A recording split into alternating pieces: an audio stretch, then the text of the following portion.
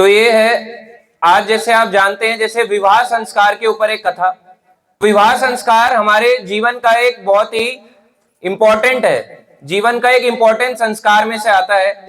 विवाह के लिए आप सबको अभी बताया, बहुत लोग उत्साहित रहते हैं। जिनकी हो गई वो उत्साहित, और जिनकी नहीं हुई वो और ज्यादा उत्साहित। पर ये उल्टा भी होता है, जिसकी हो गई वो बहुत ज्यादा खुश, और जिसकी नहीं हुई वो ना खुश। ऐसा ही होता है? नहीं, उल्टा। जिसकी हो गई वो ना खुश, और जिसकी नहीं हुई वो खुश। ऐसा चलता है। तो ये उल्टा चलता है। पर आमतौर पे लोगों को ऐसा लगता है कि विवाह के बाद मजा ही मजा है। पर ये अब आपको पता चलेगा कि विवाह के बाद क्या करना जरूरी है। तो हमारे सनातन धर्म में 4 आश्रम बताए गए। तो पहले 25 साल के लिए बोला गया रहना चाहिए एक व्यक्ति को ब्रह्मचार्य की तरह, या स्त्री है तो उसको अपने माता पिता के संरक्षण में। अगले 25 साल जो कहा गया, यानी 26 से 50 साल, वो कहा गया गृहस्थ जीवन। अब ब्रह्मचारी से दूसरा आश्रम आ गया गृहस्थ। 50 से 75 के बीच का जीवन, उसको कहा गया वानप्रस्थ, यानी वन को प्रस्थान हो जाना। और 75 से 100 साल का जीवन को कहा गया संन्यास। ये कलयुग के अगर कोई व्यक्ति 100 साल जीता है तो उसको आमतौर पे ऐसा जीवन बिताना चाहिए।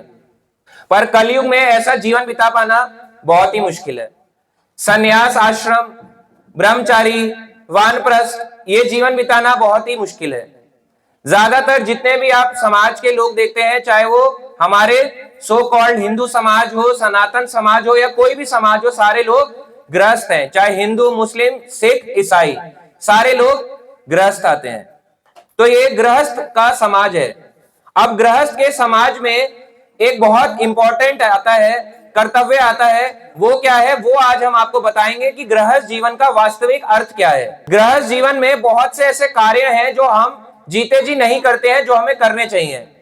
अगर हम गृहस्थ में ऐसा जीवन बिताते हैं और हम अपने धर्म का पालन नहीं करते हैं, तो हम में और पशु में कोई भी डिफरेंस या अंतर नहीं रह जाएगा।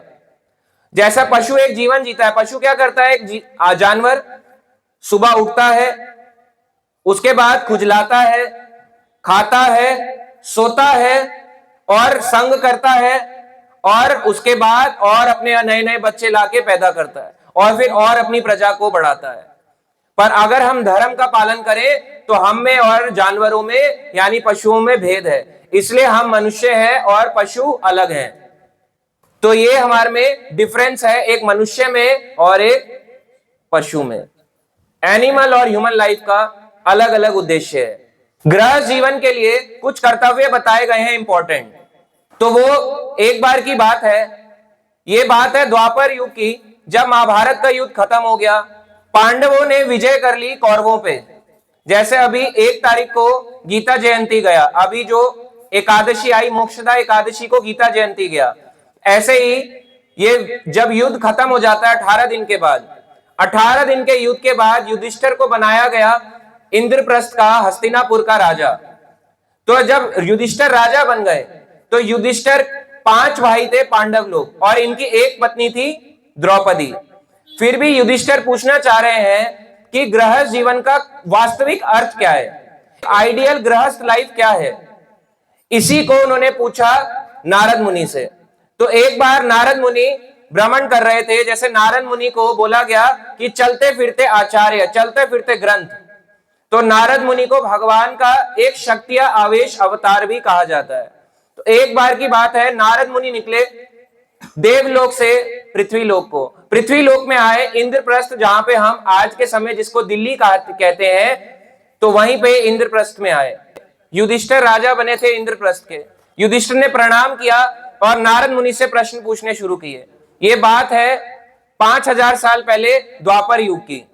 अब युधिष्ठिर राजा तो बन गए, पर पूछना चाह रहे हैं कि राजा बनने के बाद एक गृहस्थ जीवन का कर्तव्य तो बताइए। अब नारद मुनि ने इनको कर्तव्य बताया कि एक गृहस्थ जीवन कैसा बिताना चाहिए।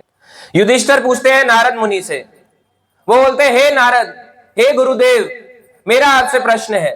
ये बात लिखी गई है श्रीमद् भागवत पुराण के 7वां स्कंद 14वां अध्याय। 7वें स्कंद के 14वें अध्याय का नाम यही है, आदर्श पारिवारिक जीवन। आइडियल गृहस्थ लाइफ, इसका नाम ही यही है, इसमें गृहस्थ जीवन के कर्तव्य बताए गए। तो युधिष्ठिर पूछते हैं, श्री युधिष्ठिर उवाच गृहस्था एताम पदवीम विधिना येन च अंजसा यायात देव ऋषे ब्रूहि मादृशा ग्रह मूढ़धि। अब इन्होंने कहा, युधिष्ठिर ने नारद मुनि से पूछा, हे स्वामी, हे महर्षि नारद, कृपा करके यह बताएं, जीवन लक्ष्य के ज्ञान से रहित घर पर रहने वाले हम लोग कैसे वेदों का आसानी से पालन करते हुए, सरलता से पालन करते हुए मुक्ति प्राप्त कर सकते हैं। ये बात उन्होंने क्यों पूछी कि कैसे हम आम लोग जो गृहस्थ जीवन के लोग हैं, किसके लिए पूछ रहे हैं? हमारे लिए। अब यहां पे अर्जुन वाला उपदेश तो नहीं दे सकते कि अर्जुन को तो वहां पर युद्ध लड़ने के लिए अपने कर्तव्य बताए थे, पर यहां पे स्पेसिफिकली पूछ रहे हैं कि आप केवल ये बताइए कि पारिवारिक लोग कैसे सरलता से शास्त्रों का पालन करके जीवन जी सकते हैं, ये उन्होंने पूछा।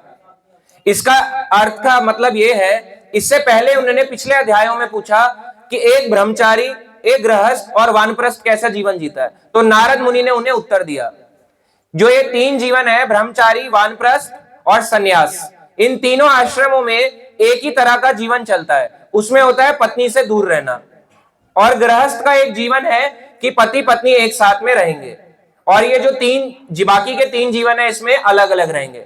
अगर कन्या है तो ब्रह्मचारी नहीं बन सकती, तो पेरेंट्स के साथ रह सकती है, वानप्रस्थ में अपने बच्चों के साथ रह सकती है, और सन्यास क्योंकि लेती नहीं तो भी अपने बच्चों के साथ ही रहेगी। और अगर पुरुष है तो वो ब्रह्मचारी बन के रहे, या फिर वो वानप्रस्थ वन को चला जाए तपस्या करने, या फिर वो सन्यास ले ले सब कुछ छोड़ के।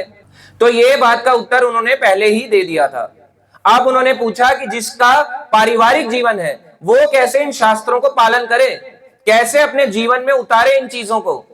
तो नारद मुनि ने आगे उनको उत्तर देना शुरू किया। अब आगे आता है, श्री नारद उवाच, नारद मुनि कहते हैं, गृहेषु अवस्थिता राजन क्रिया कुर्वन् यथोचिता वासुदेव अर्पणम साक्षात उपासित महामुनीन। अब ये कह रहे हैं, नारद मुनि ने उत्तर दिया, जो घर पर गृहस्थ बनकर रहते हैं, जो घर पर गृहस्थ बनकर रहते हैं, यानी गृहस्थ जीवन जीते हैं परिवार वालों के साथ, उन्हें अपनी जीविका अर्जित करने हेतु कार्य करना चाहिए। जीवन जीने के लिए आपको कार्य करना पड़ेगा। गृहस्थ को तो अपने अपने कर्तव्य कार्य करने ही पड़ेंगे, और अपने कर्मों का फल स्वयं भोगने का प्रयास करने की जगह इन फलों को वासुदेव श्री कृष्ण के लिए अर्पित करना चाहिए। मतलब जो भी वो काम करे, जो भी वो कमाए, जो भी वो खाए, वो अपने लिए ना करे, किसके लिए करे? वासुदेव श्री कृष्ण के लिए करे। ये बात बोली गई, किसने बोली? नारद मुनि ने युधिष्ठिर को, क्योंकि युधिष्ठिर पूछ रहे हैं गृहस्थ को जीवन कैसे जीना है। अब नारद मुनि ने उनको ये बताया कि ऐसे जीवन जीना है, कमाना है और भगवान की सेवा करनी है। इसका मतलब क्या है? कमाए और मंदिर में पूरा का पूरा जाके सैलरी दान दे दें, क्या ये बोला गया?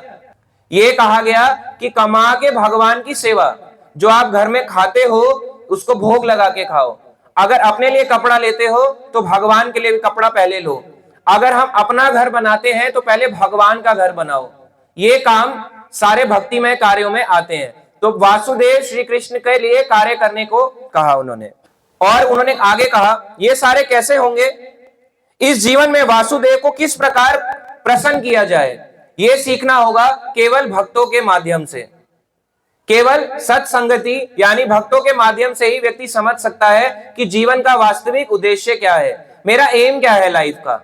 अगर मेरे को पता ही नहीं मेरा एम क्या है, जैसे हम सबको एक एम बताया जाता है, बचपन से ही बड़े होने तक सिखाया जाता है, क्या कि हमें घर में सारे काम करने हैं, जॉब करनी है और आगे आगे अपने जीवन को चलाना है। पर इसमें धर्म कहां गया? और हमारे शास्त्र कहते हैं धर्मो ही हीना पशु ही समाना। जो धर्महीन है वो कैसा है? पशु के बराबर है, क्योंकि जानवर भी धर्म का पालन नहीं कर सकता। मनुष्य केवल इकलौता ऐसा जीव है जो धर्म का पालन कर सकता है, और अगर वो नहीं करता तो वो क्या बन जाता है? पशु यानी कि जानवर, दो पैर पे चलने वाला जानवर। तो अब नारद मुनि युधिष्ठिर को आगे आगे बताएंगे कि और क्या क्या करना जरूरी है। आगे वो कहते हैं, गृहस्थ व्यक्ति को चाहिए कि साधु पुरुषों के साथ बैठे, जैसे आप सब बैठे हो ऐसे साधु पुरुषों के साथ बैठे। अच्छा, साधु से काफी लोग समझते हैं कि ऑरेंज कपड़ा पहनने वालों के साथ बैठे, ये गलत है। अगर आप भगवान का नाम जप करते हो, आप भगवान को भोग लगा के प्रसाद पाते हो या खाते हो, आप भगवान को प्रणाम करते हो, भगवान के शास्त्र पढ़ते हो, तो आप में भी साधु के ही गुण हैं। आप में और साधु में कोई डिफरेंस नहीं है। पर बचपन से क्या सिखाया गया? ऑरेंज कपड़ा वाला होता है साधु, बेटा जल्दी जल्दी खा ले नहीं तो साधु बाबा आ जाएगा। तो ऐसे लोगों को डराया गया और साधु की इमेज को खराब किया गया, जबकि साधु की इमेज कभी भी ऑरेंज कपड़ों से कोई लेने देने की नहीं है। ऑरेंज कपड़ा तो अभी आया है कुछ समय पहले। पहले के समय, आज से करीब 200 साल पहले भी सारे सन्यासी व्हाइट कपड़ा पहनते थे। ऑरेंज कपड़ा बहुत ही कम सन्यासी पहना करते थे, सारे व्हाइट पहना करते थे। आप परंपरा की फोटो उठाओ, सब में व्हाइट ही कपड़े पहने मिलेंगे आपको। तो आप देखो, कपड़े से कोई व्यक्ति साधु नहीं होता, उसके गुण और उसके विचार उसको साधु बनाते हैं। अब एक साधु है जो हरिद्वार में बैठा है मगर बीड़ी पी रहा है, क्या वो साधु है? पर हम उनको क्या बोलते हैं? साधु। वृंदावन में बैठा है हरे कृष्णा और साथ में सिगरेट, तो आप क्या इसको साधु बोलोगे? ये साधु नहीं है। ये वैसा ही है जैसे रावण साधु बन के आया और सीता का हरण करके ले गया। ऐसे लोग साधु के वेश में घूम के बुरे काम कर रहे हैं। तो साधु कपड़े से जज नहीं होता, उसके गुण और उसके विचार से व्यक्ति साधु बनता है। चाहे वो पैंट और शर्ट पहने, चाहे वो धोती कुर्ता पहने, चाहे वो साड़ी पहने, सूट पहने, चाहे जो मर्जी पहने, उसको साधु उसके गुण और उसके विचार बनाते हैं। तो साधुओं की संगति में बैठ के क्या करना चाहिए? बारंबार श्रद्धा पूर्वक भगवान के अवतारों की कथाओं को सुनना चाहिए। भगवान के अलग अलग अवतारों की कथाओं को सुनना चाहिए। इससे क्या होगा? इसको सुनने से भगवान के प्रति अटैचमेंट बढ़ेगा। अगर मान लो मुझे कोई बोले तुम्हें कमा के इसके लिए कार्य करना है, तो मैं क्यों करूंगा? मुझे काम करना है, कुछ कमाना है और कमा के कुछ हिस्सा किसी को देना है, पर मैं उसको क्यों दूंगा? हम कहेंगे भगवान ने मुझे क्या दिया। जैसे हम ये तो जानते हैं कि मेरे माता पिता या मेरे परिवार वालों ने मुझे क्या दिया या मेरे दोस्त ने मुझे क्या दिया, ऐसे ही ये भी तो ध्यान रखना जरूरी है कि भगवान ने क्या दिया। भगवान नहीं होते तो जीवन ही नहीं होता, भगवान नहीं होते तो सांस ही नहीं होती, भगवान नहीं होते तो कपड़े नहीं होते, ये शरीर नहीं होता। तो भगवान ने हमें बहुत कुछ चीजें दी हैं, उसके लिए हम कभी भी भगवान को थैंकफुल नहीं होते। तो इसीलिए भगवान के बारे में पहले जानना पड़ेगा, भगवान के अलग अलग अवतारों के बारे में जानना पड़ेगा। कौन कौन से अवतार? मत्स्य अवतार, कूर्म अवतार, नरसिंह अवतार, वामन अवतार, राम अवतार, ये सारे अवतार जितने भी हैं, इन सब के बारे में जानना पड़ेगा। अगर नहीं जानते तो हमारा जीवन पशु जैसा रह जाएगा। केवल यही चीज हमारे को और एक जानवर को डिफरेंस में बनाती है। अगर हम इन कथाओं को नहीं सुनते, जो लोग नहीं सुनते हैं उनको व्यक्ति पशु ही मानता है। एक साधु व्यक्ति उनको पशु ही मानता है, क्योंकि वो अभी भी मनुष्य जीवन मिला तो है, पर अपने मनुष्य जीवन को सही तरह से यूटिलाइज, इस्तेमाल नहीं कर पा रहा है। और उन्होंने कहा कि साधुओं के संग में बैठ के कथा भी सुने और श्रीमद् भागवतम का श्रवण करे। क्या? श्रीमद् भागवतम कहां लिखा? बद्रीनाथ में। किसने लिखा? वेद व्यास ने। वेद व्यास कौन थे? कृष्ण द्वापायन वेद व्यास। कृष्ण, कृष्ण का मतलब उनका रंग सांवला था कृष्ण जैसा, और कृष्ण द्वापायन, इनका जन्म द्वापायन यानी दो द्वीपों के बीच में हुआ। यमुना और बेटवा नदी के बीच में कालपी में इनका जन्म हुआ। तो कृष्ण द्वापायन, आइलैंड के बीच में इनका जन्म हुआ। द्वापायन, दो आइलैंड के, दो इस तरीके का आइलैंड है, बीच में कालपी पड़ता है, कानपुर से पहले 70-80 किलोमीटर पहले, वहां पे इनका जन्म हुआ। कृष्ण द्वापायन वेद, यानी इन्होंने वेदों को विभाजित किया, वेदों को 4 फॉर्म में बनाया, ऋग्वेद, सामवेद, यजुर्वेद, अथर्ववेद। और व्यास यानी इन्होंने ग्रंथों को और आगे डिटेलिंग देना स्टार्ट कर दी। तो ये कृष्ण द्वापायन वेद व्यास और कोई नहीं, साक्षात भगवान कृष्ण का ही एक अवतार है। इन्होंने सारे शास्त्र लिखे बद्रीनाथ में, और लिखने के बाद इन्होंने आखिरी शास्त्र लिखा, वो था श्रीमद् भागवतम। तो इसलिए कहा गया भक्तों के बीच बैठ के भागवत का कथा सुननी चाहिए, ध्यान से सुनना चाहिए। आप इसमें क्या क्या लिखा है, पुराणों को पढ़ना चाहिए, गीता को पढ़ना चाहिए, क्योंकि ये किसके लिए लिखे गए हैं? हमारे लिए। तो ये सारी चीजें हमारे को पशु से डिफरेंट बनाती है। और जब हम ये सारे काम करेंगे ना, तभी हम जान पाएंगे कि मेरा जीवन अगर मुझे काम करना है तो वो किसके लिए करना है? भगवान के लिए। आगे नारद मुनि कहते हैं कि जैसे जैसे व्यक्ति शास्त्रों को पढ़ता जाएगा, तभी जाके वो गृहस्थ जीवन से विरक्त होता जाएगा। अरे ये कैसी बात कर दी? युधिष्ठिर तो कह रहे थे परिवार को चलाना कैसे सरलता से, नारद मुनि कह रहे अलग कैसे होना है। नारद मुनि अलग होने की बात कर रहे हैं। अच्छा, अलग कैसे होना है? वो अलग शारीरिक तौर पे अलग होने को नहीं कह रहे, मानसिक तौर पे कह रहे हैं। यानी मेंटली कहीं भगवान की और शारीरिक तौर पे यहां पे ये चीज यहां पे कही उन्होंने। नारद मुनि आगे बताते हैं कि ये कैसे संभव हो पाएगा। यावत अर्थम उपासीना देहे गेहे च पंडिता विरक्ता रक्तावता तत्र निरिलोके नरताम्यसेत। वास्तविक विद्वान, इसके लिए कहा गया वास्तविक विद्वान को चाहिए कि वह शरीर पालने हेतु जितना आवश्यक हो उतना ही धन जोड़े, उतना ही धन कमाए, और पारिवारिक विषयों में अनासक्त, अनासक्त, पारिवारिक विषयों में अनासक्त बोल दिया, परिवार में नहीं बोला, पारिवारिक विषय। क्या होते हैं पारिवारिक विषय? लड़ाई झगड़ा, बहस, मार पिटाई और अलग अलग तरह की जो कलेश, गृह कलेश, उसके लिए बोला पारिवारिक विषयों में अनासक्त रहे। मानव समाज में इस तरह से रहे और बाहर से भले ही वह उसमें अत्यधिक आसक्त प्रतीत होता हो, ऐसे लगे बाहरी रूप से कि अरे बड़ा, अरे ऐसा लग रहा है कि सारा काम यही कर रहा है, मगर मेंटली कहीं और है। समझ में आया? आपको बताते हैं कैसे। एक व्यक्ति घर में रहता है, घर में रह के अपने कर्तव्यों को भी निभा रहा है। क्यों? क्योंकि उसको पता है कि मेरा जीवन मुझे भगवान की भक्ति के लिए मिला है। और एक जीवन है जिसमें यह कहा गया कि अब वो अपना जीवन केवल अपने लिए बिता रहा है। तो यहां पे कहा गया अपने लिए नहीं बिताना, भगवान के लिए कार्य करना है। और कितना अपने लिए कितना जोड़ना है? जितना जीवन जीने के लिए जरूरी हो, बस, इससे ज्यादा नहीं चाहिए। खुद को इतना ही कमाना है गृहस्थ जीवन के लिए। गृहस्थ जीवन की क्या रिस्पॉन्सिबिलिटी है? उतना ही कमाओ जितना आपके शरीर के लिए जरूरी है, ज्यादा इच्छा लालच नहीं रखना चाहिए। और बाहर से कैसे रहना चाहिए? पारिवारिक विषयों में ऐसा लगना चाहिए सारे काम मैं ही कर रहा हूं, हर चीज में मैं इन्वॉल्व हूं, मगर मेरा मन कहां पे होना चाहिए?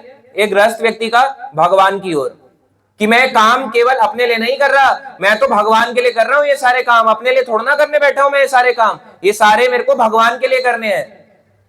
ऐसा होना चाहिए। अच्छा, अब आपको एक एग्जांपल देते हैं, इसका मतलब क्या है।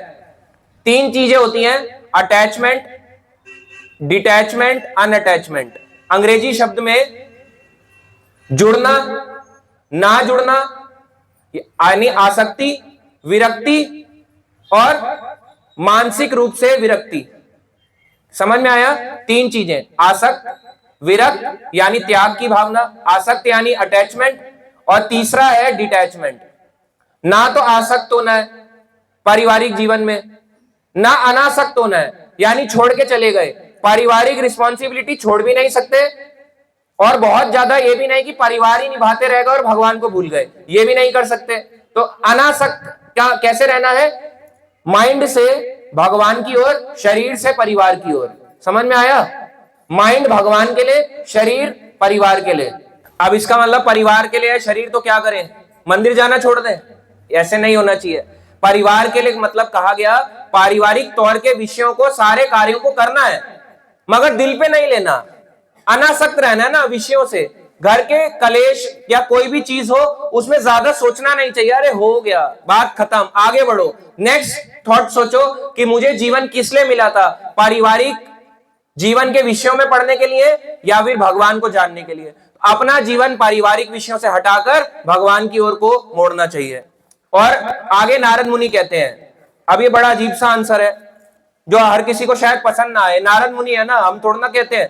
वो कहते हैं अगर कोई माता पिता, भाई बहन, पति पत्नी कोई भी आए और आपको कोई सुझाव दे, और वो सुझाव आपको भगवान की भक्ति से दूर लेके जाता है और आपको परिवार में बनाए भी रखनी है, तो क्या कहना चाहिए? हाँ, यह ठीक है, तो आपकी भक्ति भी खराब ना हो और उसकी बात भी मान ली। यानी भगवान के लिए आप उसको उसकी हाँ में हाँ मिलाते जाओ। बहुत बढ़िया, हरि बोल, बहुत बढ़िया, आप सही हो, आप जीत गए। क्योंकि नारद मुनि कह रहे हैं अपना समय भगवान की भक्ति से मत हटाओ। हर किसी को ये बोलो हाँ ठीक है ठीक है, अरे हाँ हाँ बिल्कुल, आप बिल्कुल ठीक है, आप ही ठीक हो, मैं ही गलत हूं, बस। और आगे बढ़ना चाहिए, क्योंकि जहां पे आप विषयों को सुलझाने लग गए, आपका जीवन केवल और केवल विषयों को सुलझाते सुलझाते सुलझाते ही डाउन चला जाएगा, पता ही नहीं चलेगा कब समय नष्ट हो गया। इसलिए अगली चीज करना चाहिए। अगली चीज क्या है? भगवान की भक्ति करनी चाहिए। आगे उन्होंने कहा, शरीर के पालने हेतु जितने धन की आवश्यकता हो उतना ही धन कमाना चाहिए और उससे ज्यादा का स्वामित्व नहीं रखना चाहिए। अधिक धन कमाने की लालसा चोरी है। नारद मुनि कहते हैं जो ज्यादा धन कमाना चाहता है वो सामाजिक तौर पे चोर है। यह भी बड़ी अजीब सी बात है। मतलब कोई पेट पालने के लिए अगर जीवन अपना काम कर रहा है तो अगर ज्यादा कमा रहा है तो क्या वो चोर है? चोर बताते हैं कैसे कहा गया। चोर आपको समझ में आया क्यों ज्यादा पैसा कमाने को चोरी बोली गई? चोरी आप बताते हैं।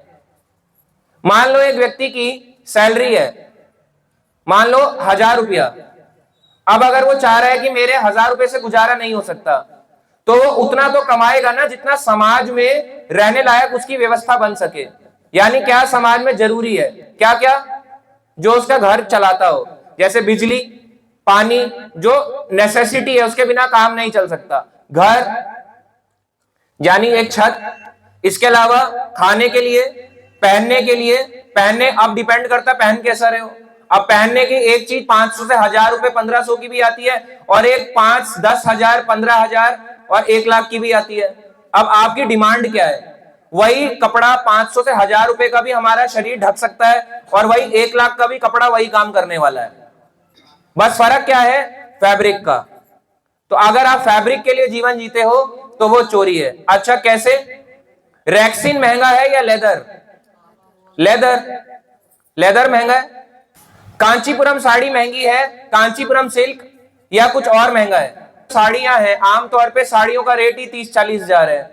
अब अगर कोई वो साड़ियां पहनने के लिए ही अपना जीवन जी रहा है कि मैं कमाऊं ही इतना कि कांचीपुरम की 4-5 साड़ियां खरीद के अपना कबर्ड भर दूं, तो ये जीवन क्या है? पाप का कार्य। क्यों? सिल्क पहनने में कैसा पाप? जब सिल्क से कपड़ा बनता है, चाहे वो सिल्क का कोई भी कपड़ा हो, तो जितने भी सिल्क वॉर्म होते हैं ना छोटे छोटे, वो मर जाते हैं, उसका पाप लगता है। जब हम ज्यादा पैसा कमाते हैं तो ज्यादा पैसा कमाने के चक्कर में धन का लालच देखो कैसा बढ़ता है और कैसे वो ज्यादा पापों में पड़ता है। जब वो ज्यादा पैसा कमाता है तो अगली इन्वेस्टमेंट के लिए भी तैयार रखता है। अगर मान लो एक व्यक्ति ने कमाया अपने जीवन में 1 करोड़, उसकी जरूरत थी 10 लाख की, अब 90 लाख वो जो है, उस 90 लाख से वो और अपना 1 करोड़ बनाना चाहता है। पर क्यों?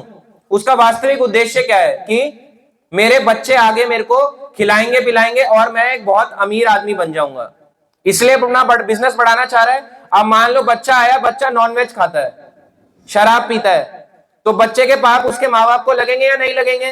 तो हो तो गया। इसलिए तो बोला गया ज्यादा धन का लालच पाप का कार्य ही करवाता है। अल्टीमेटली उतना ही रखो जितना आपसे संभाल पाओ। तो इसका मतलब क्या करना चाहिए? आमतौर पे बोला गया क्या इमरजेंसी के लिए नहीं बचाना चाहिए? बचाना चाहिए।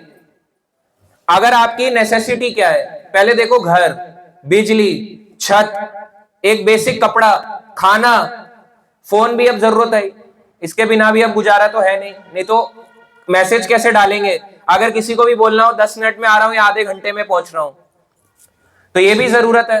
पर वही एक जरूरत 1 लाख का फोन भी चला सकती है, वही जरूरत 15,000 का फोन भी कर सकती है। अब वो हमारे ऊपर है, हम कौन सी चीज को कितना जरूरत बना रहे हैं। इसीलिए आप देखो गृहस्थ जीवन में कई सारे पाप भी ना चाहते हुए भी धन के कारण लालच से हमारे से होते ही होते हैं, और वो प्रकृति के नियम द्वारा दंडनीय होता है। अच्छा प्रकृति क्या है? ये नेचर क्या है? ये नेचर जो आप देख रहे हो अपनी आंखों से, सब नेचर है, ये भगवान के कंट्रोल में है। मान लो एक आदमी ने ज्यादा पैसा कमाया, ज्यादा पैसा कमा के वहां पे 4 पेड़ थे और वो लैंड खरीदा, 4 पेड़ों को कटवा दिया। तो पेड़ क्या है? एक जीवन एक जीवित व्यक्ति है या एक मरने वाला व्यक्ति है? लिविंग थिंग है, नॉन लिविंग? लिविंग है। पेड़ जीता है, पेड़ सांस लेता है, पेड़ सांस देता है, पर अगर हमने उसकी सांस को काट डाला, उसकी जड़ से उसको काट दिया, तो पेड़ की मृत्यु हो जाएगी। इसीलिए पेड़ जो है, उस पेड़ को अगर काट के मान लो हमने घर बनाया, 4 पेड़ काटे और उस पे घर बनाया, तो क्या पाप का कारण नहीं बना?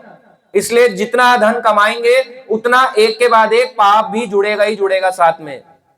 इसलिए बोला गया उतना ही धन जोड़ना चाहिए जिससे आपके पाप ना बढ़े। और अगर धन ज्यादा आ गया तो अपने धन को सही तरीके से इस्तेमाल भी करना चाहिए, पर कितने लोग कर रहे हैं? बहुत ही कम। अब आगे है, गृहस्थ जीवन में मनुष्य को चाहिए, अब बहुत जरूरी है ये वाली चीज, मनुष्य को क्या क्या चाहिए? हिरण, ऊंट, गधे, बंदर, चूहा, सांप, पक्षी, कीट, पतंगे, चींटी, हाथी, शेर, जितने भी पशु हैं उसको अपने पुत्र के समान माने। मतलब छिपकली आ गई तो क्या बोलना है? अरे वो रहा मेरा बच्चा। मच्छर को क्या बोलना है? अरे मेरा बच्चा उड़ रहा है, ऐसे बोलना है। इसका मतलब ये है कि जितने भी ये जीव हैं ये भगवान के ही बच्चे हैं, और हम भी क्या हैं? भगवान के ही बच्चे हैं। ये भी सांस लेता है। अगर एक मच्छर का हम जीवन लेते हैं तो भगवान के आगे हमारे को भी अपना एक जीवन मच्छर का बिताना पड़ेगा, क्योंकि हमने एक मच्छर को मार डाला जबरदस्ती, जान के हमने उसको खत्म कर डाला, तो हमें भी उसका पाप आधा मिलेगा ही मिलेगा, उसका कुछ हिस्से का पाप मिलेगा ही मिलेगा, क्योंकि हमने मान लो उसकी डेथ होने भी वाली और हमने मार डाला उस मच्छर को यूं पकड़ के या फिर यूं मार के या फिर रैकेट से, तो उसका पाप मिलेगा, यानी हमने अपने एक बच्चे की हत्या कर दी। अब ये बड़ी अजीब सी चीज है, सांप आ जाए, सांप को कैसे बोल रहे हैं पुत्र के समान? सांप को भी बोला गया पुत्र। सांप तो सीधा डसता है, हमारा बच्चा तो हमें डसने नहीं आता, सांप के साथ कैसा व्यवहार करें? तो सांप एक आताताई भी है और उसको पुत्र भी मानना है। कैसे? अब अगर वो सामने आ जाए और आपको अगर हिट कर रहा है, तब आपको अपना बचाव करना है। जैसे अगर बच्चा माँ बाप को मारे तो माँ बाप क्या करेंगे? आ बैल मुझे मार, ऐसे खड़े हो जाएंगे कि आ मुझे मार, उसको डिफेंड करेंगे ना। वैसे ही सांप आ जाए और ऐसे करके डसने आ रहा है, तो सांप से डसने के समय तो अपने आप को एक्टिव करोगे ना, या अपने उसका जहर अपने पे ले लेंगे, तो तब वहां पे एक्टिव रहना है। मतलब मूर्खता की तरह कार्य नहीं करना। पर एक मच्छर आपको कभी जान से नहीं मार सकता, पर एक वायरस मार सकता है जिसको हम नहीं देख पाते, कोरोना वायरस, पर मच्छर नहीं मार पाता, क्योंकि मच्छरों का भी इलाज है। इसलिए आप देखो जितने भी जीव हैं यहाँ पे, ये सब हमारे इस संसार का ही कहीं ना कहीं छोटा छोटा हमारे ही परिवार का हिस्सा है।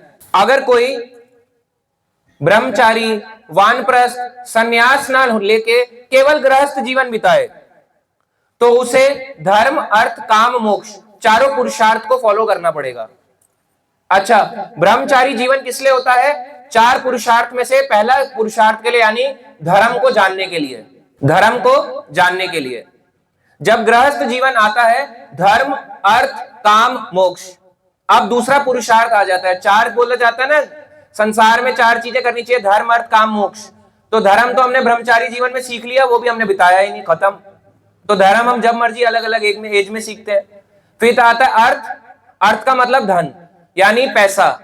अब पैसा ब्रह्मचारी जीवन में तो कमाएगा नहीं, तो अब गृहस्थ जीवन को छूट दी गई पैसा कमाने की, अब वो अर्थ कमाएगा।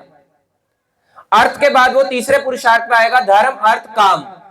अब वो एक इंद्रिय तृप्ति करेगा और अपनी आगे आगे संतान उत्पन्न करेगा, काम। और चौथा काम जो है मोक्ष। मोक्ष वो कहता है मेरे लिए नहीं बना, गृहस्थ कहता है मेरे लिए थोड़ा ना बना है। मोक्ष किसके लिए बना है? केवल वानप्रस्थ, संन्यास, सन्यासियों के लिए बना है मोक्ष। तो मुक्ति का काम मेरा नहीं है। मगर कहा गया, नारद मुनि कहते हैं कि जो मुक्ति है, मुक्ति का काम एक गृहस्थ व्यक्ति के लिए भी है। गृहस्थ व्यक्ति को भी अपने मुक्ति के जीवन के लिए काम करना ही पड़ेगा। अगर वो मुक्ति की ओर आगे नहीं बढ़ता तो उसको दंड लेना पड़ेगा, इस संसार में उसको दंड भुगतना पड़ेगा। धर्म, अर्थ, काम, मोक्ष, उसको मोक्ष के रास्ते चलना है, और मुक्ति से भी बढ़ के उसको भक्ति के मार्ग पे चलना है। आगे आता है, नारद मुनि कहते हैं अपना जीवन जीते समय एक गृहस्थ को कोई भी उग्र कर्म नहीं करना चाहिए। उग्र कर्म मतलब समझ में आया? उग्रम वीरम महाविष्णु। जैसे उग्र होते हैं ना महाविष्णु, एकदम फाड़ने को तैयार रहते हैं। उग्र काम मतलब ऐसे कोई खुरापाती काम ना करे गृहस्थ में जो दूसरे को नुकसान पहुंचा दे। ऐसे उग्र काम करके अगर हम कुछ भी काम कर रहे हैं तो वो केवल हमारे को नुकसान ही पहुंचाने वाला है। अगर हमारे में इतना गुस्सा, इतनी आग भरी हुई है तो केवल हमारे लिए एक ही जगह है, वो है डिफेंस फोर्स। गली और मोहल्ले में उग्र नहीं होना चाहिए। पर हम देखते हैं आमतौर पे लोग थोड़ा सा भी गाड़ी में इतना सा स्क्रैच, लोग इतना उग्र हो जाते हैं कि जला डालते हैं सामने वाले को। और ये आप हर दिन देख सकते हो। आप 1 घंटा रोड पे खड़े हो जाओ, आपको 1 घंटे के अंदर कम से कम 10 लड़ाइयां दिख जाएंगी, इतने उग्र हैं लोग। तो उग्र काम करके जीवन नहीं बिताना चाहिए। और आगे वो कहते हैं कि कोई भी आ जाए, चाहे एक श्वान यानी होता है कुत्ता, श्वान या श्वा बोलते हैं, चाहे कुत्ता आ जाए, चाहे चंडाल आ जाए, चाहे कोई पतित व्यक्ति आ जाए, कोई भी व्यक्ति आ जाए, एक गृहस्थ को सभी को भगवान का प्रसाद देना चाहिए। यानी एक डॉग को भी। कई बार लोग कहते हैं ना कहां लिखा है कि भक्तों को कुत्तों का काम करना चाहिए, कुत्तों की सेवा करनी चाहिए, कुत्तों का भी ध्यान रखना चाहिए। यहां लिखा है, भागवतम में लिखा है 7वां स्कंद 14वें अध्याय में कि हमें एनिमल्स को अच्छा ट्रीट करना चाहिए। तो एक व्यक्ति जो है उसको अपना जीवन, चाहे वो कुत्ता हो, पतित पुरुष हो, कोई भी खराब आदमी क्यों ना हो, उसको प्रसाद तो कम से कम वो दे ही सकता है। अच्छा, एक चीज बड़ी आती है कि पतित तो कई तरह के लोग हैं। मान लो चोर आ गया, चोर को क्या दोगे? या मान लो कोई ऐसा व्यक्ति आ गया, जैसे शादी के बाद सबसे पहले कौन आते हैं? मांगने वाले, अलग अलग। वो आपसे आएंगे, आपसे बोलेंगे लाओ कितना दे, कितनी सुंदर तेरी बहू है, ला 20,000, ला 25,000, ला 1,00,000 रुपए। आपके शक्ल के हिसाब से आपकी डिमांड रख देंगे। तो इन लोगों को क्या देना चाहिए? धन। भागवतम कहती है अगर कोई कितना भी पतित व्यक्ति हो, उसको केवल आप प्रसाद दो, बात खत्म। आप उसको केवल भगवान का भोग लगा हुआ प्रसाद दे दो। भोग लगा हुआ आटा नहीं, आटा रख के जय जगन्नाथ और दे दिया। भोग लगा हुआ आटा, चीनी नहीं, भोग लगा हुआ प्रसाद। वो खाने आया है तो मांगने आया, प्रसाद के भी तो दे सकते हो। हमारी इच्छा, दानकर्ता की इच्छा है कि वो कितना दान करना चाहता है। तो ये दान वाले के ऊपर है कि उसमें कितना इच्छा है, कितना वो दान अपने हिसाब से कर सकता है। पर कहीं नहीं लिखा गया कि किसी को पैसा देके उसकी सेवा करनी चाहिए, कहीं नहीं। और यहां तक कि ये भी नहीं लिखा गया कि डॉग्स पालने चाहिए। डॉग को मारना नहीं है, डॉग को ऐसे भगाना नहीं है। पर अगर वो आए आपके सामने पूंछ हिला रहा है तो कम से कम उसको कुछ दे दो भगवान का प्रसाद समझ के, या कुछ बिस्किट ही खिला दो। एक गृहस्थ का जीवन है कि अपने आसपास के व्यक्तियों को या अपने जीव जंतुओं की भी सेवा करे। अगला, कभी कभी मनुष्य ऐसा काम करता है, ये स्पेशली पुरुषों के लिए बोला गया, स्त्रियों के लिए भी स्पेशली ये बात भागवतम में पुरुषों के लिए लिखी गई कि वो कभी कभी अपनी पत्नी से इतना आसक्त, इतना अटैच रहता है, इतना अपनी पत्नी के लिए पागल रहता है कि क्या करता है, अपने पत्नी के प्यार में अपने माता पिता को मार डालता है, अपने गुरु को ही मार डालता है, या भूल ही जाता है, या फिर अपने भाई बहन को मार डालता है, या वो खुद को ही मार डालता है कि तेरे बिना मैं जी नहीं सकता, और खुद को ही मार डालता है। ऐसे व्यक्ति को, अगर ऐसा व्यक्ति है तो उसको केवल क्या मिलने वाला है? नरक। इतना अटैच नहीं हो जाना कि अपनी ड्यूटीज को ही व्यक्ति भूल जाए। यानी पति को पत्नी से इतना आसक्त नहीं होना और पत्नी को पति से आसक्त नहीं होना। इसका मतलब क्या है कि पति पत्नी एक दूसरे के अलग अलग घर में रहें। इसका मतलब है साथ रहे, मगर उनको यह ध्यान होना चाहिए कि हम साथ केवल और केवल भगवान की वजह से है, अपनी वजह से नहीं। केवल आज भगवान ने ही हमें एक करा है, अदरवाइज वो नहीं होते तो हमारा जीवन ही नहीं होता। तो इसीलिए इतना आसक्ति एक दूसरे के प्रति नहीं रखनी चाहिए। और क्या कहा गया? और यहां पे कहा गया भागवतम में, सिद्ध यज्ञ अविष्ट अर्थ कल्पयेत वृत्तिम आत्मना शेषे स्वत्वं त्यजन प्राज्ञा पदवीं महताम इयात्। सिद्ध यज्ञ अवशिष्ट अर्थ। इसका मतलब है बुद्धिमान व्यक्ति को क्या करना चाहिए? यज्ञ अवशिष्ट अर्थ है। यज्ञ यानी भगवान विष्णु, भगवान कृष्ण, भगवान राम, इनको भोग लगा के प्रसाद खाना चाहिए। ये गृहस्थ जीवन का कर्तव्य है। क्या खाना है? प्रसाद, प्रभु के, जिसमें उसको साक्षात दर्शन मिले, यानी कि उसमें गोल चेहरा दिखेगा जगन्नाथ जी का या कृष्ण का चेहरा दिखेगा, चावल में ऐसे करके कृष्ण बने होंगे, यानी पहले भगवान को भोग लगाए फिर खाए। अगर वो डायरेक्ट खाता है तो भगवान कहते हैं भगवत गीता के 3 अध्याय 13 नंबर श्लोक में, जो बिना भोग लगाए खाता है वो केवल पाप खाता है। तो पाप ना खाए, केवल प्रसाद खाए, प्रसाद से उसके पाप समाप्त होते हैं। और अगर वो प्रसाद नहीं खाता, केवल नॉर्मल दाल चावल रोटी बिना प्याज लहसुन का भी खा रहा है, तो उसको उसका पाप का हिस्सा बनना पड़ेगा। इसलिए गृहस्थ के पास एक कर्तव्य है कि भगवान को खिलाए, तभी तो खाएगा। ये थोड़ा ना कहा गया खुद ही खा ले, भगवान को पहले खिलाए। और उसको 5 प्रकार के यज्ञ करने चाहिए। 5 प्रकार के यज्ञ में पहला यज्ञ कौन सा? स्वाहा स्वाहा, वो वाला यज्ञ नहीं। 5 यज्ञों में आता है पहला यज्ञ, जिसको कहते हैं ऋषि यज्ञ।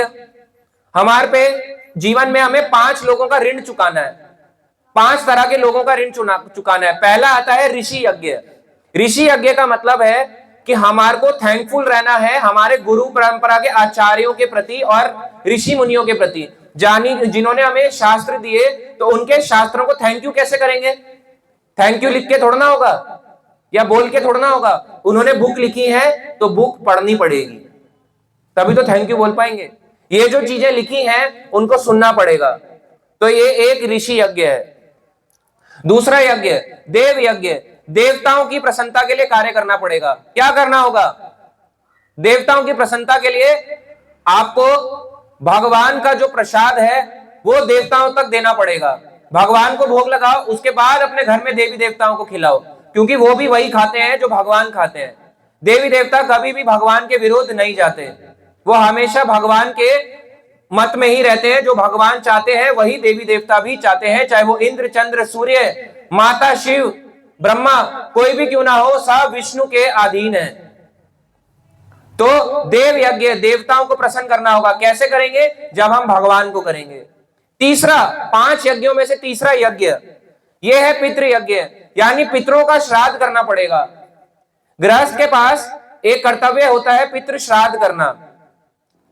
जब एक लड़की की शादी हो जाती है तो उसकी अपनी माता औरों की साइड से, अपने घर वालों की साइड से, अपने पेरेंट्स की तरफ से उसका जो भी कर्तव्य है वहां समाप्त हो जाता है।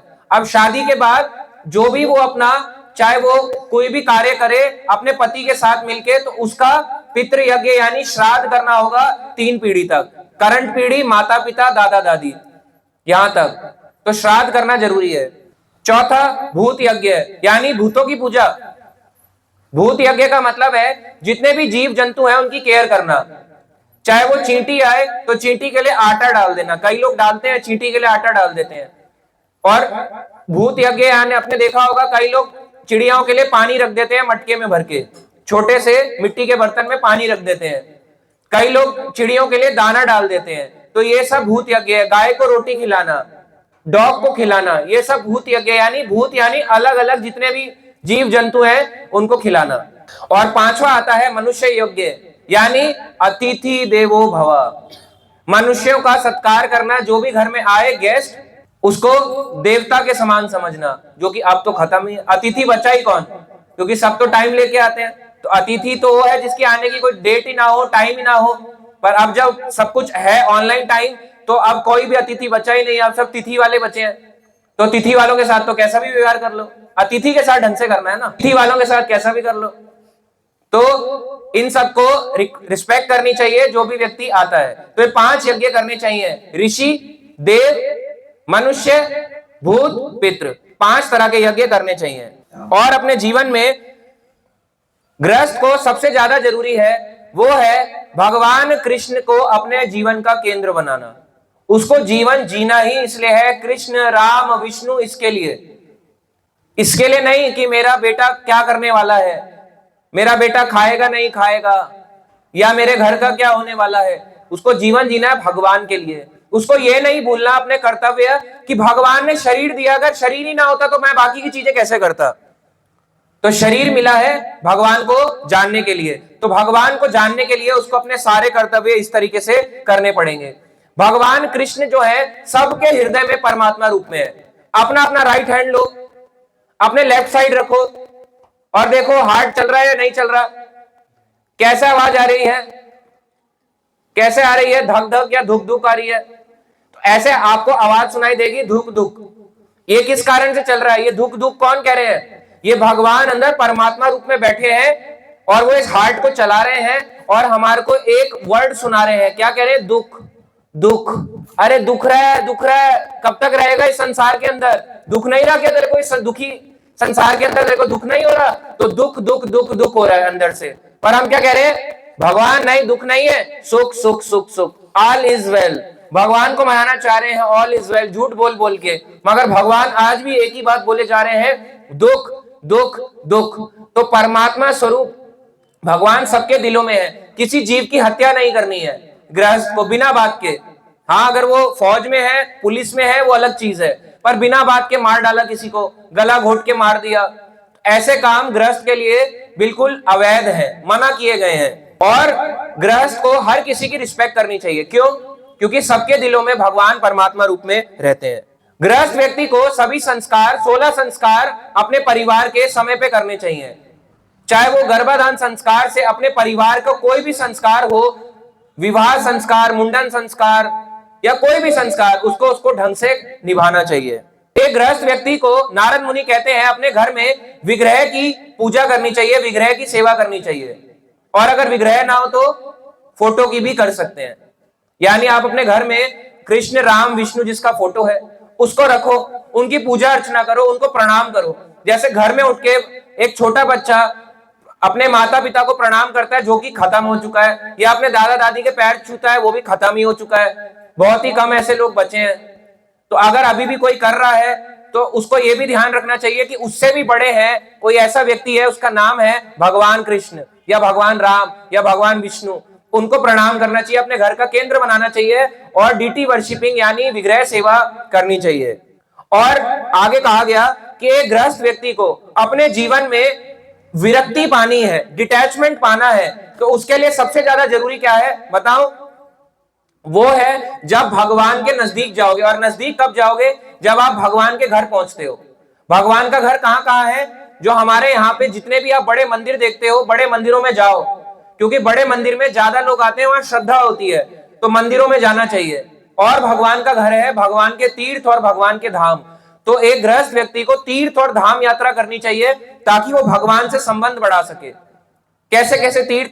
यहाँ पे नारद मुनि ने कहा पुष्कर तीर्थ, नैमिषारण्य, हरिद्वार, धाम हो गया बद्री का आश्रम यानी बद्रीनाथ, द्वारका धाम, रामेश्वरम धाम, जगन्नाथपुरी धाम, वृंदावन धाम, बरसाना धाम।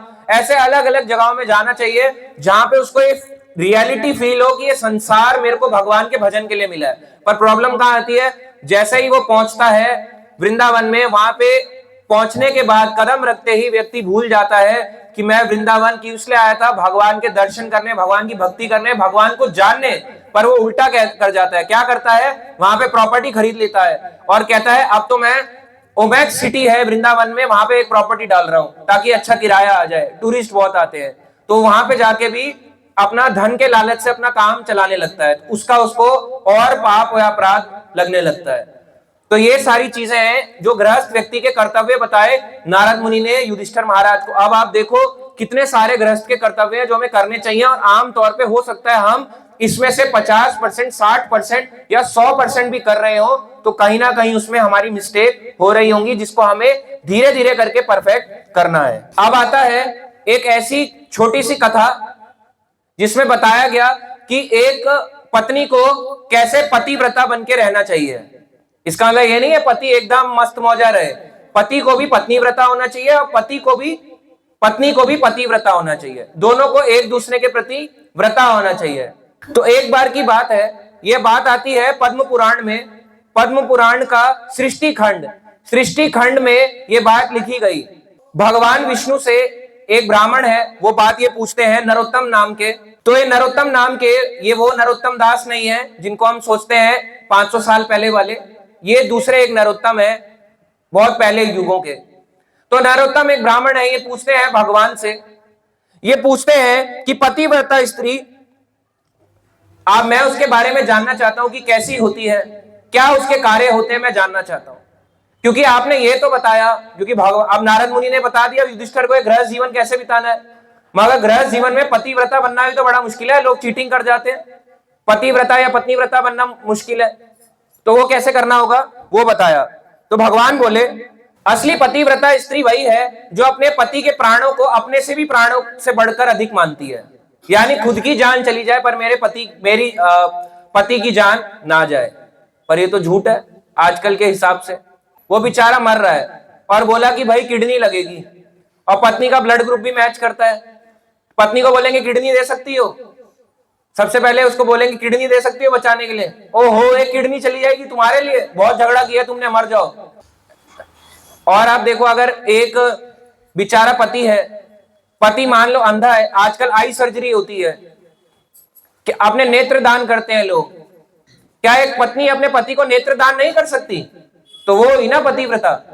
पर वो क्या सोचती है, अरे अंधा ही रहे ज्यादा अच्छा है, देखेगा तो और लड़ाई करेगा। तो ऐसे व्यक्ति पतिव्रता नहीं है। तो पतिव्रता वो जो अपने प्राणों को से भी बढ़ के माने पति के प्राणों को। तो एक बार की बात है, प्राचीन काल की बात है, भगवान कहते हैं मध्य देश यानी सेंट्रल इंडिया में एक शोभामान नगरी थी, वहां पे एक पतिव्रता ब्राह्मणी रहती थी जिसका नाम था शैब्या, और उसका पति था जिसको कोड़ी नामक एक बीमारी हो रखी थी। कोड़ी रोग होता है लेप्रोजी। लेप्रोजी आप इंग्लिश में देखोगे गूगल पे सर्च मार के, क्या होता है ये कोड़ी रोग में व्यक्ति जो होता है उसके व्हाइट पैचेस, रेड पैचेस हो जाते हैं स्किन में, और उसमें उसको ऐसा होता है कि अगर आप उस पैचेस पे उसको मारो तो उसका सुन्न हो जाता है वो हिस्सा, उसको पता भी नहीं चलेगा। मतलब आप उसका हाथ जला भी दोगे तो उसको पता ही नहीं चलेगा कि हाथ जल गया, बाद में जाके पता चलेगा अरे मेरा हाथ जल गया। तो एक बहुत ही खराब बीमारी है लेप्रोजी। तो ये ल्यूकोडर्मा नहीं है, ये लेप्रोजी बोला गया। लेप्रोजी को हैंसन डिसीज भी कहते हैं इंग्लिश में। तो ये जो कोड़ी रोग होता है, उसके पति को कोड़ी रोग था, बहुत बीमार रहता था। पर ये जो पत्नी थी, ये पत्नी अपनी पति की बहुत अच्छे से सेवा करती थी। पति से कभी कभी दुर्गंध भी आती थी, उसके जो शरीर पे व्हाइट पैचेस, रेड पैचेस हो रखे थे उसमें से स्मेल आती थी, पर वो कभी ये नहीं कहती थी कि मेरा पति स्मेल छोड़ता है या स्मेली है, ओहो ऐसे करके नाक बंद कर दी। वो तब भी पतिव्रता बन के रहती थी। अब आता है उसमें एक बार की बात है, प्रतिदिन जो है अपनी पति की वो सेवा कर रही थी। एक दिन उसके पति ने जिसको कोड़ी रोग हो रखा था, सड़क से जाते हुए एक वैश्या को देख लिया। सड़क से एक वैश्या जा रही थी और वो बस उसका जो मन है उस वैश्या के प्रति आ गया। क्या हो रखा है उसको? स्किन डिसीज, कोड़ी रोग। मतलब उसके पूरे शरीर पे पैचेस हो रखे हैं और वो वैश्या उसको पसंद भी नहीं करेगी, फिर भी माइंड क्या चल रहा है, कितनी सुंदर है, मेरी बीवी से भी बहुत अच्छी है। एक वैश्या के पीछे पागल हो गया मन ही मन। वैश्या बोला, जिसका कार्य भी यही होता है अन्य अन्य पुरुषों के साथ संबंध बनाना, एक वैश्या के साथ उसको इस तरीके का संभोग करने का मन हुआ। अब जब उसके मन में ये सब चीजें डिजायर बनी तो बड़ा परेशान हो गया। पत्नी ने पूछा, उसकी पतिव्रता स्त्री शैब्या ने पूछा, स्वामी क्या हुआ आपको, क्या मैं आपको खुश नहीं रख पाती? कह रहे नहीं, तुमने तो मुझे बहुत खुश रखा है, पर मैंने जो है ना मेरे मन में कुछ और ही विचार चल रहा है। वो कहती है कि मुझे बताइए क्या करना है, तो मैं जो भी आपकी इच्छा होगी उसको पूरा करने के लिए अपनी जान तक लगा दूंगी। पति कहता है अच्छा ऐसी बात। अब जो है वो कहता है कि मेरी एक इच्छा है, मैंने अभी यहां से सड़क से एक वैश्या को जाते हुए देखा और मेरा उस पर दिल आ गया, तो क्या तुम मुझे उससे मिलवा सकती हो? क्या एक बार मेरे को उससे मिलवा लोगी? मेरी इच्छा है कि जिस तरीके से मैंने तुम्हें छुआ है, तुम्हें मैंने तुम्हारे प्रति आकर्षित रहा हूं, मैं उसको भी एक बार उसके साथ संभोग करना चाहता हूं, उसको छूना चाहता हूं। पत्नी कहती अच्छा बस इतनी सी बात, कोई बात नहीं, मैं जाऊंगी और वैश्या के पास जाके रिक्वेस्ट करूंगी। देखो पत्नी कैसी है, पतिव्रता, इसका नाम ही यही है, पतिव्रता स्त्री है। ये नहीं कि छोड़ दिया, थोड़े से में छोड़ के चली गई, ऐसा नहीं। इसका मतलब ये भी नहीं है कि पति गलती करती रहे और पत्नी सहती रहे, ये नहीं बोला। टेस्ट लिया, आगे आएगा कि ऐसा क्यों हुआ, इनके पूर्व जन्म के पीछे भी बात आएगी। तो ये जो स्त्री है ये ढूंढने निकली, तो ढूंढने निकली पतिव्रता ये जो स्त्री थी ये वैश्या के घर पहुंची। वैश्या के घर पहुंच के उसने देखा कि आंगन खराब हो रखा है, गंदा हो रखा है, उसका जो आंगन था उसको साफ किया, और पहले के टाइम पे गोबर से लीप दिया करते थे सारी जगहों को, और गोबर से लीप दिया गया। तो डेली जाती और इस तरीके से वो काम करने लगती। अब जो वैश्या थी वो बड़ी हैरान हो गई। उसने अपने सर्वेंट, अपने नौकर से पूछा, अरे ये जो, क्या तुमने रोज साफ कर रहे हो क्या? क्या तुम ये गोबर की लेपा पूती करते हो?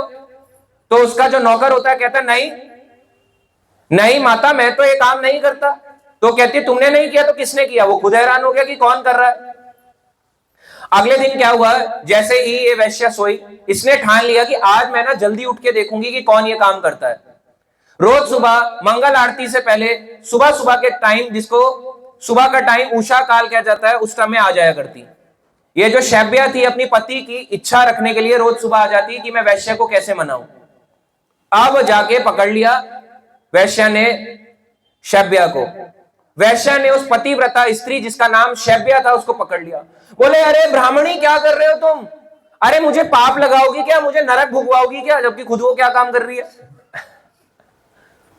कह रही, मेरे उसमें ब्राह्मण झाड़ू मारेगी, ब्राह्मण कुल की स्त्री, इतनी बड़ी गुणवत्ता स्त्री मेरे यहाँ पे झाड़ू मारने आई है, मुझे माफ कर दो, मुझे तो तुम्हारे चरण धोने चाहिए। वो कहते, नहीं नहीं नहीं, मैं यहाँ किसी उद्देश्य से आई हूं। वो कहती, क्या उद्देश्य है जिसकी वजह से तुम्हारे को मेरा आंगन साफ करना पड़ गया, गोबर का लेपा पुती करना पड़ गया? वो कहती है, एक उद्देश्य है, क्या तुम पूरा कर पाओगी? वैश्या कहती, अरे तुम जो बोलो मैं उसको पूरा करूंगी। तो वो अपने पति की इच्छा कह सुनाती है। वो कहती है कि हे वैश्या, मेरे पति की एक इच्छा है। वो कहती, क्या?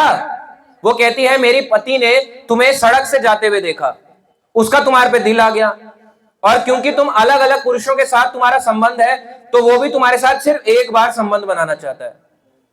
वो कहती है, पर ऐसा क्यों बोल रही हो? पर वो आगे कहती है, मेरे पति जो है उसको एक प्रॉब्लम है, उसको लेप्रोजी यानी कोढ़ी रोग है, उसके शरीर से दुर्गंध आती है, उसके शरीर में पैचिस हैं अलग अलग तरह के। ओहो, बड़ी परेशान हो गई। जब ये पता चला वैश्या को लगा, अरे अब एक दुर्गंध वाले व्यक्ति के पास मुझे जाना पड़ेगा, ऐसे व्यक्ति के साथ जाके संबंध बनाना पड़ेगा। तो बड़ी परेशान हो जाती है, प्लानिंग बनाती है। वैश्या कहती है, ठीक है, तुम इसको अपनी पत्नी को लेके मेरे पास आ जाना, अपने पति को लेके, अपना जो तुम्हारा पति है अपने पति को लेके मेरे पास आओ, और इस तरीके से हम उसकी अच्छे से खातिरदारी कर देंगे। वैश्या कहती है, ठीक है, अपने पति को ले आना याद से, पक्का तुम्हें बोल रही हूं, वचन दिया है, वचन तुम्हें निभाना पड़ेगा। तो ये जो पतिव्रता स्त्री होती है जिसका नाम था शैब्या, ये कहती है, ठीक है, मैं अपना उसी प्रकार कार्य करूंगी, जिस मार्ग से लेते आऊंगी, जब वो तुम्हारा भोग कर लेगा उसके बाद वापस अपने साथ में ले आऊंगी। अब एक बड़ी दिक्कत हुई। जब ये पहुंची अपने पति के पास, ये जो स्त्री थी ये अपने पति के पास पहुंची, ब्राह्मण के पास, जिसको कोढ़ी रोग यानी लेप्रोजी हो रखा था, शरीर पे व्हाइट पैचेस थे, पिंक पिंक व्हाइट व्हाइट, उसमें से स्मेल आती थी, दर्द भी होता था, और कभी कभी तो ऐसा होता है लेप्रोजी में कि वहां मारो तो फील ही नहीं होता, ऐसा लगता है शरीर सुन्न हो रखा है, ऐसा उसको फील रहता था। अब वो चल भी नहीं पाता था इस कारण से। तो उसकी पत्नी ने पता क्या कहा, अरे क्या बात हो गई, चल नहीं पाओगे, वहां तक जा नहीं पाओगे, कोई बात नहीं, मैं तुम्हें अपने कंधे में उठा के ले जाऊंगी। मतलब पति की कितनी खराब इच्छा थी। क्या इच्छा थी?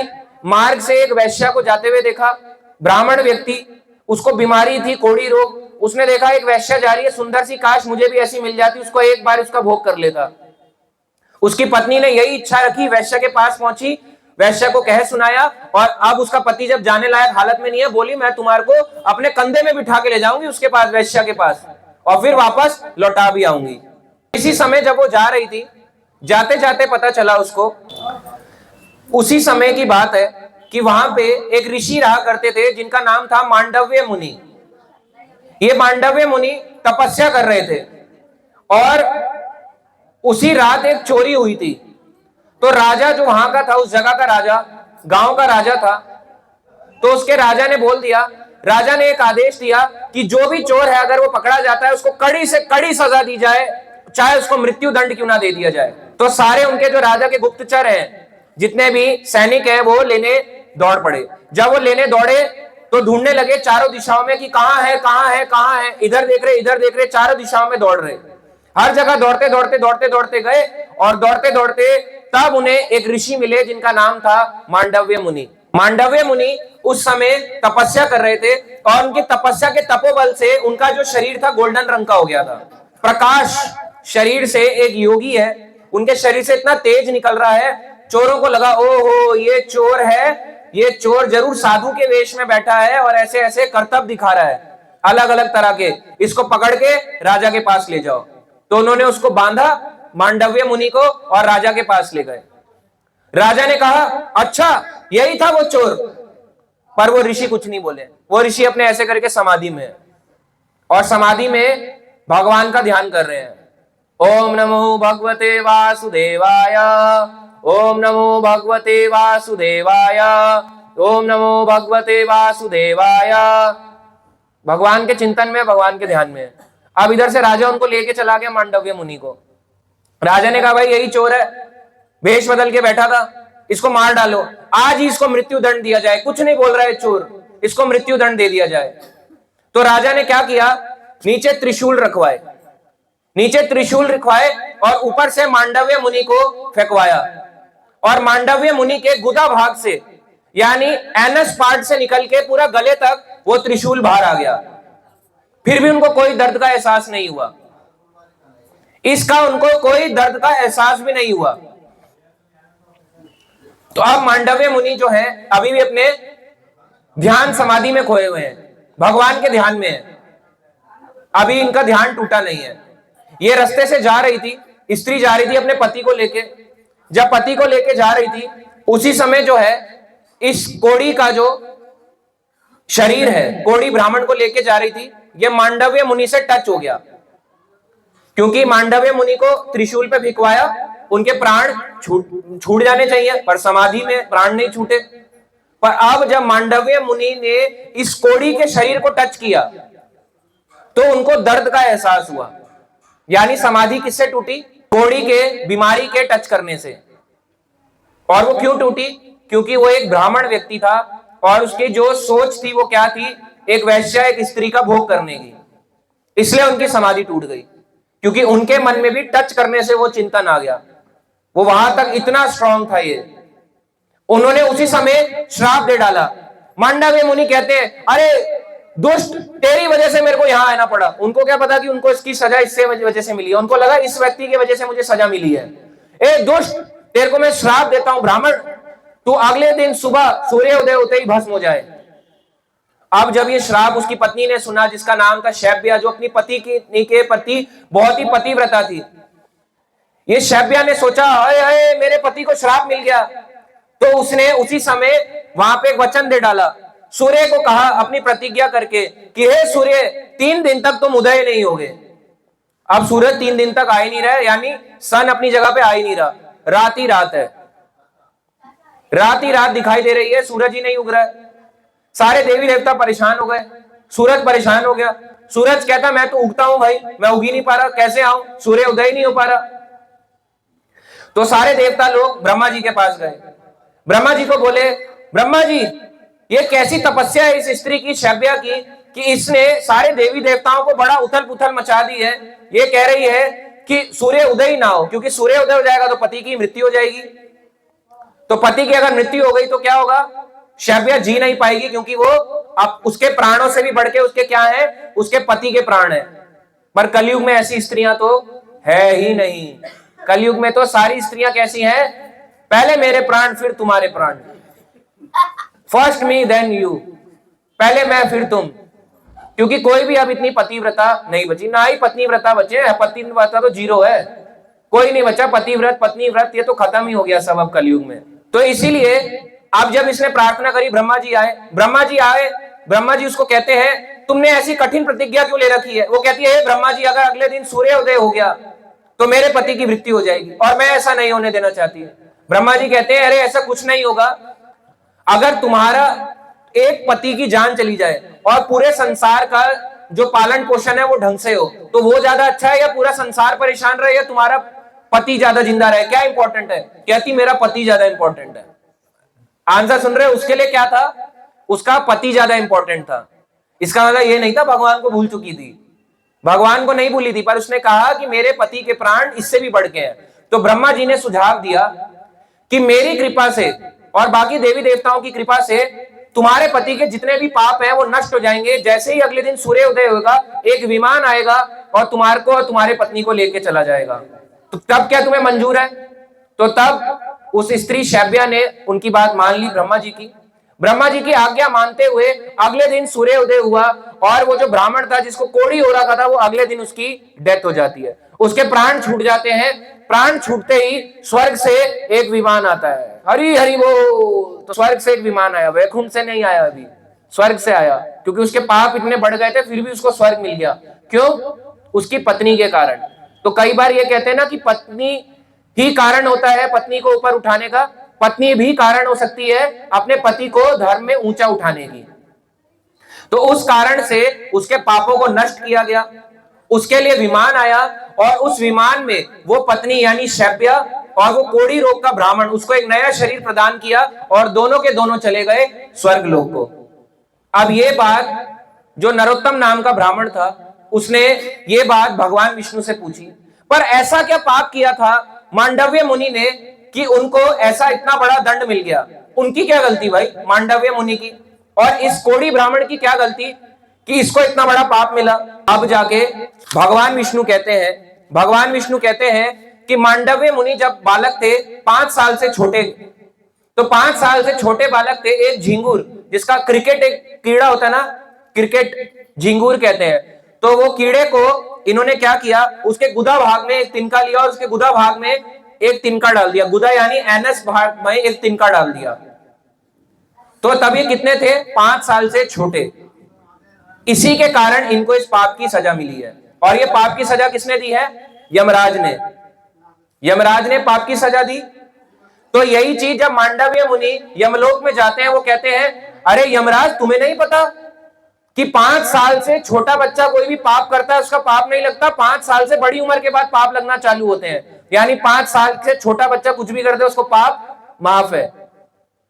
तो अब वो यमराज को श्राप देते हैं, जाओ धरती में जाओ और जो कष्ट मैंने सहा है वो तुम सहोगे। तुम यहां धर्म के ज्ञाता बनते हो ना, कि तुम्हें धर्म की बातें पता है, धरती पे जाओ, धर्म में वहां पे जाके धर्म की बातें भी करोगे, मगर कोई तुम्हारी धर्म की बातें नहीं सुनेगा। और वही हुआ। उस श्राप के कारण यमराज जी को जन्म हुआ विदुर का। बड़े धर्म के ज्ञाता थे, मगर अंधा होने के कारण धृतराष्ट्र उनकी एक भी बात को नहीं सुनता था, सारी बातों को नकारता रहता था, मोस्टली सारी बातों को नकारता रहता था और महाभारत का युद्ध तक करा डाला। और अब बात आती है, उस ब्राह्मण ने अपने पिछले जीवन में एक ऐसे ब्राह्मण का, वो जो पिछला जीवन था, उसने अपने पिछले जीवन में, वो एक चोर था, उसने एक ब्राह्मण जिसको कोढ़ी रोग हो रखा था उसका वध किया था। क्योंकि उसको मारा था तो अगला जीवन भी इसको क्या बन के आना पड़ा? कोढ़ी रोग का ब्राह्मण बन के आना पड़ा। यानी कर्मा रिपीट होता है। अगला जीवन इसको, चोर को क्या मिला? एक कोढ़ी ब्राह्मण का इसको अगला जन्म मिला। मगर इसने अपने जीवन में क्या किया था? उसने 4 गाय का दान और 3 कन्या दान किए थे। ब्राह्मण को मार के 4 गाय का दान, 3 कन्या दान किए थे। इसी कारण से उसको कैसी पत्नी मिली थी? पतिव्रता पत्नी मिली।